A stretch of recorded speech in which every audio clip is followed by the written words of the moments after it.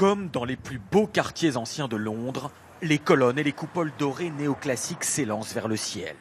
Les façades des bâtiments sont fidèles à l'architecture victorienne, celle du 19e siècle. Pourtant, l'année de construction, gravée en chiffres romains, indique 2015.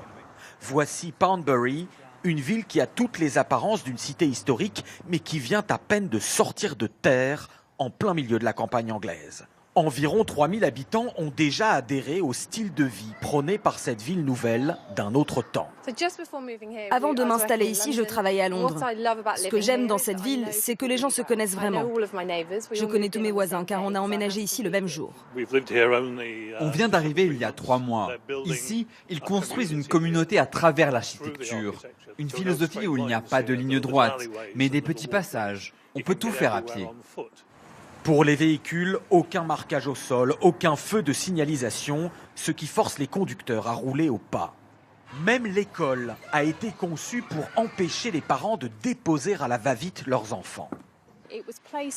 L'entrée de l'école a été placée ici, le plus loin possible de la route. C'est fait exprès pour que le matin les gens marchent un peu et se parlent. Ils démarrent bien mieux la journée. Ailleurs, les commerces comme cette boucherie ne s'approvisionnent que chez les producteurs de la région. Les supermarchés sont cachés derrière des façades élégantes.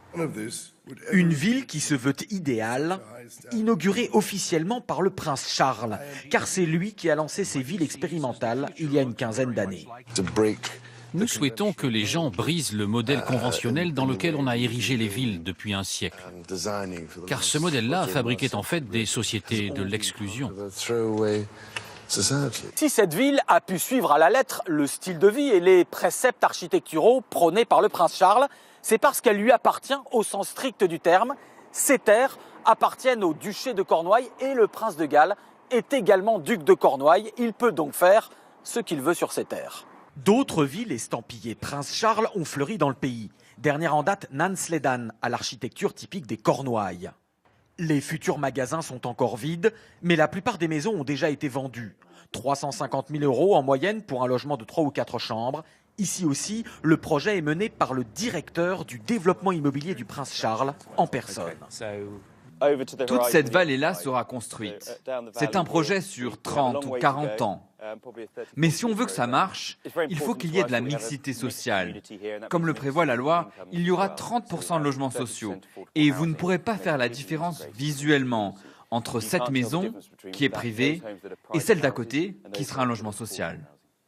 Les revenus et les loyers iront au prince Charles, dont le patrimoine est évalué à environ 1 milliard d'euros. La plus grande partie de cet argent sera utilisée par son duché et ses fondations pour l'environnement, pour financer d'autres projets.